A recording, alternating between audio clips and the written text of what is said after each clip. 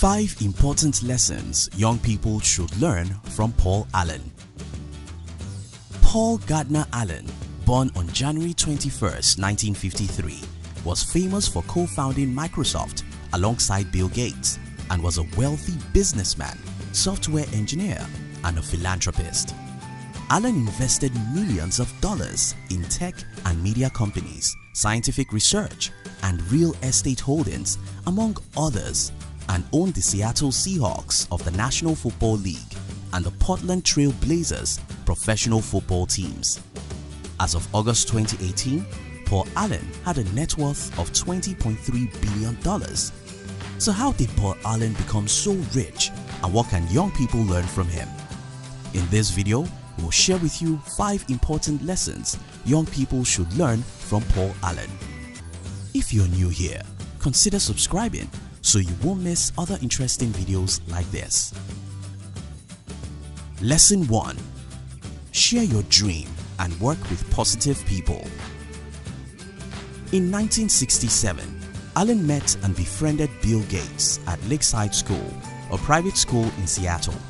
They both shared a passion for computers, and it was during their first years together that they developed their programming skills using Lakeside's teletype terminals. In 1971, Allen and Gates were found doing personal research and computer programming in the lab of the Computer Science Department of the University of Washington. Later, when Allen attended Washington State University, he realized what he wanted to pursue, so he dropped out in order to work and improve as a programmer with Honeywell in Boston near Harvard University, where Bill Gates was schooling. Eventually, Allen convinced Bill Gates to leave Harvard in order to start Microsoft. Bill Gates would later say personal computing would not have existed without him. The lesson for young people: when you share your vision, especially with a trusted and positive friend who has the same vision, it makes it more real and believable to you, gives you greater clarity, and allows your friend to offer their insight and help. In comparison to peer pressure, when you share your dreams with an accountable partner, they push and empower you to do what needs to be done in order to be successful, rather than doing it all by yourself. Lesson 2. Learn from your failures. In 1970, Allen and his friend Bill Gates scrapped together $360 to build a microprocessor chip for a program that tracked traffic flow in Seattle. The program worked well. However, they realized that they knew more about building machines than how to sell them. This project ended up a failure. Allen would later write, "But while TRAF-O data was technically a business failure, the understanding of microprocessors we observed was crucial to our future success, and the emulator I wrote to program it gave us a huge head start over anyone else writing code at the time." The lesson for young people: Paul Allen once said, "In my experience, each failure contains the seeds of your next success, if you are willing to learn from it."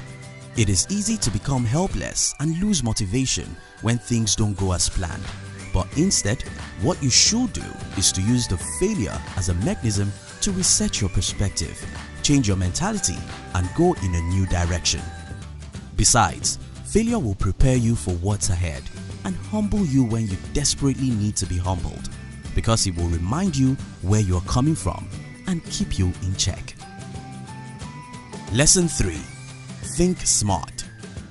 In 1980, IBM approached Allen about a contract, and he promised to give them a disk operating system software, DOS, which unknown to them had not been designed yet. So Allen decided to try something clever. He went and bought a software called QDOS, Quick and Dirty Operating System, designed by a man called Tim Patterson, and along with Bill Gates, recreated it and turned it into what became known as the MS-DOS. In 1981, the MS-DOS software was installed on the IBM personal computers and sold. This new personal computer eventually revolutionized computing in America, and Allen became a millionaire from the royalty he received from every personal computer that was sold. The lesson for young people. Jim Rohn said, "If you are not willing to risk the usual, you will have to settle for the ordinary." In order to pursue success, there will be times when you need to act smart, challenge yourself, and take the right risk. Being smart and taking a risk requires considering a series of choices in relation to their consequences. And while each choice has an element of risk, knowing when to go out on a limb is a skill every young person should learn, because sometimes your success depends on it. Lesson 4. Good things can come from bad. In the early 1980s, Gates decided to split the company shares 60-40 in his favor to compensate for the higher amount of work he did, which Allen agreed to. Later, Gates renegotiated to 64-36. In 1983, Gates tried to buy out Allen at $5 per share, but Allen refused and quit the company with his shares intact. This was a bold move on his part in the face of a dire situation. But this move will play a critical role in making Allen a millionaire when Microsoft went public in 1986 and the company shares skyrocketed to $21 per share. By January 2014, Allen held over 100 million shares of Microsoft. The lesson for young people. Have you ever worked so hard on a project and your partner tries to one-up you? Sometimes walking away with your head held high is better for success story than bowing to pressure and being mediocre. Running a business may require compromise, but if you receive an offer that undermines your vision, consider turning it down. You never know what great opportunity is waiting for you right around the corner. Lesson 5. Always dream big.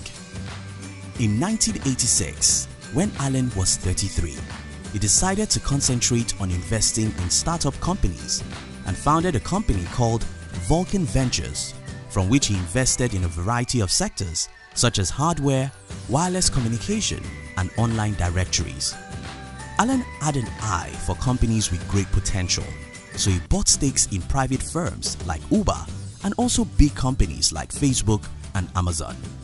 12 years later, Allen had acquired over 30 companies, and by the time he was 46 years old, he owned over $25 billion holdings in the internet and cable business alone.